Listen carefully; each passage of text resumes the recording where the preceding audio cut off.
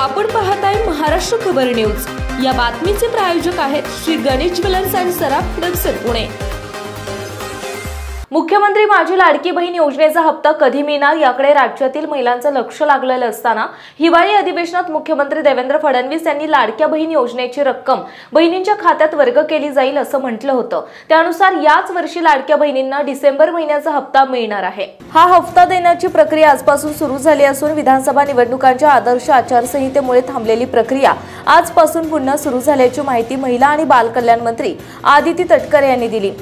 X या माध्यमावर याविषयी माहिती त्यांनी दिली। महिलांना आर्थिक आधार महिलांना आर्थिकदृष्ट्या सक्षम बनवणारी योजना असल्याचं सांगत टप्प्याटप्प्याने पात्र भगिनींना सन्मान निधी वितरित करण्यास सुरुवात केल्याचं त्यांनी म्हटलंय।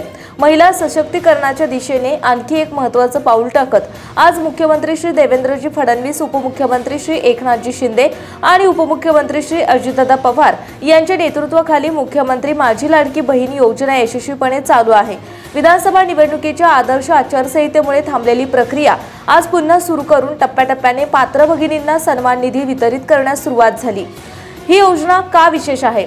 आर्थिक आधार महिलांना आर्थिकदृष्ट्या सक्षम करण्यासाठी आणि त्यांच्या कुटुंबाला स्थैर्य देण्यासाठी आधार, सन्मानाचा भाव, केवळ निधी देण्यापुरती ही योजना मर्यादित नसून महिलांच्या आत्मसन्मानाला प्रोत्साहन देणारी आहे।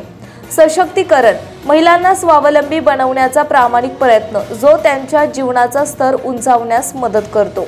मुख्यमंत्री श्री देवेंद्रजी फडणवीस, उपमुख्यमंत्री श्री एकनाथजी शिंदे आणि उपमुख्यमंत्री श्री अजितदादा पवार यांच्या संकल्पनेतून महिलांसाठी सुरू झालेल्या उपक्रमाचा आजचा टप्पा पूर्ण करताना महिलांच्या चेहऱ्यावरील समाधान पाहून मन भरून येतं।